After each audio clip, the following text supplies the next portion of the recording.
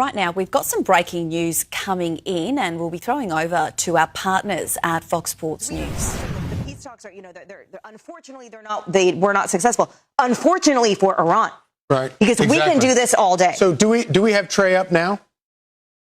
Okay, Trey, we've got Trey Yinks with us now from Tel Aviv. So Trey, what can you tell us about this Truth Social post that Trump just posted? Look, this is a significant announcement by President Trump, and once again, an indication that the United States holds the cards here. The president is the decision maker, even as it relates to the Strait of Hormuz. And we heard just yesterday, as these two Navy destroyers passed through the strait, threats from the Iranians claiming that they would fire on these vessels. And the president is very clear here in his post on Truth Social. This will not be tolerated. Threats or strikes against U.S. forces or vessels in the region will have consequences. And so once again, the president is showing who is in charge, not just at the negotiating table, but on the battlefield. And we talk about the Iranian Navy and what is left of it. There was a systematic campaign by the United States and Israel over the past 40 days when Operation Epic Fury was ongoing that showed the Iranian Navy had no way to defend its own vessels, whether it was the mine-laying vessels or even these larger ships. Most of them are at the bottom of the sea at this point, and that is a result of the heavy U.S. strikes that were ordered by President Trump and executed by U.S. Central Command. And so with this decision to order a blockade of the Strait of Hormuz, the president is once again showing the Iranians if they are unwilling to make concessions at the negotiating table, the president will force them into those concessions on the battlefield. And, of course, take away all the money that they're making by letting those ships, the ships that they're letting that have paid the toll pass through. In his Truth Social, he writes that I have also instructed our Navy to seek and interdict every vessel in international waters that has paid a toll to Iran. No one who pays an illegal toll will have safe passage on the high seas. So that's going to be controversial with a Chinese or Pakistani flagged ship that Iran has allowed through. What's the reaction in the international community going to be to that?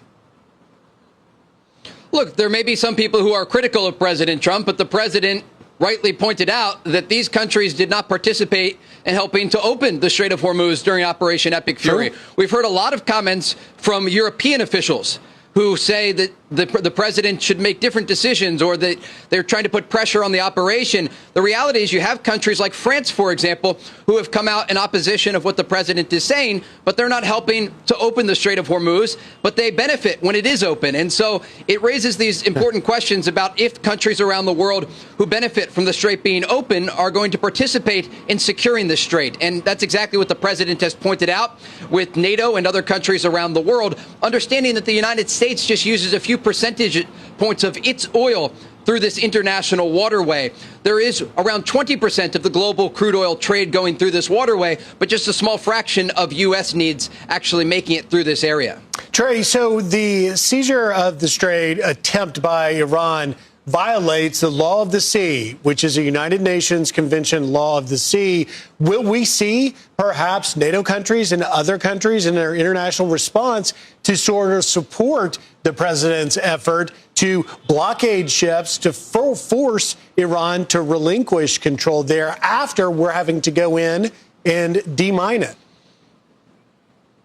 It's a great question. And look, there are a variety of things that President Trump is ordering right now across the region, not just as it relates to the Strait of Hormuz and this blockade, but broader implications of what is being discussed at the negotiating table. And it's important to take a step back here and look at the topics that we're talking about. We are talking about Iran having a nuclear weapon or not. And that's exactly what the president has been very clear about. He will never allow Iran to have a nuclear weapon. And officials in the region, speaking with Fox News, said, look, Iran was getting closer and closer to a nuclear bomb. Not only did they come to the negotiating table and tell U.S. Special Envoy Steve Witkoff that they had enough highly enriched uranium to create 11 nuclear bombs. When we look at the numbers here, we're talking about 60% enriched uranium. That's just one step away from 90%, which is weapons-grade material. And so you have a country that was pursuing a nuclear weapon. There was no reason to be burying their nuclear programs deep underground if it was only for peaceful purposes. And then you have a country now that is trying to choke off the Strait of Hormuz, and the president isn't going to let either of those things happen. He gave them a chance at the negotiating table, and after 21 hours, they were not able to meet what were reasonable requests from the United States. And again, an olive branch that was presented by the Trump administration, allowing the Iranian regime to stay in place. We talked about this earlier, but it's a very important point.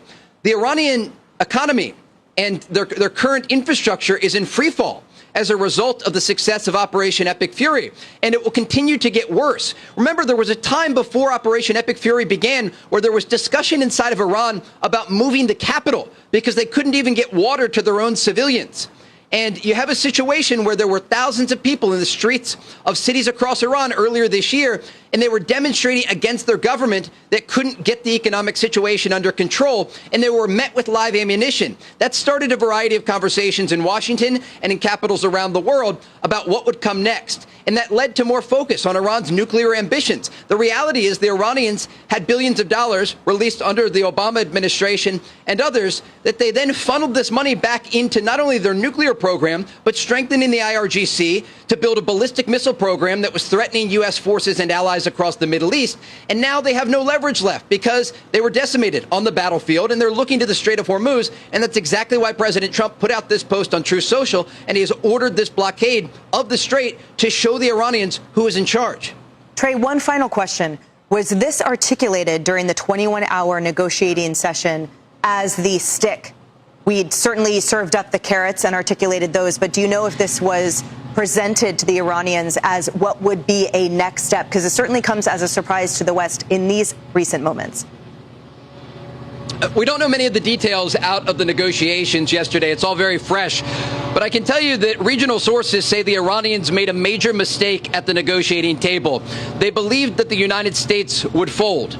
And obviously, the Trump administration went in with very clear objectives, and the Iranians were unwilling to meet those objectives, namely their nuclear program and getting rid of that enriched uranium. This is a key component to build a nuclear bomb, and regional sources and sources in the U.S. have been very clear.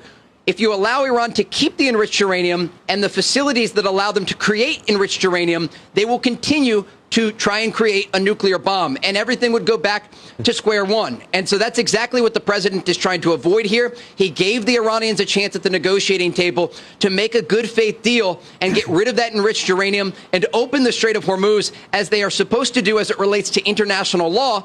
And they've been unwilling to do both of those things. And that is why at this very moment, the region is once again on the brink of military conflict because Iran is unwilling to make a fair diplomatic deal.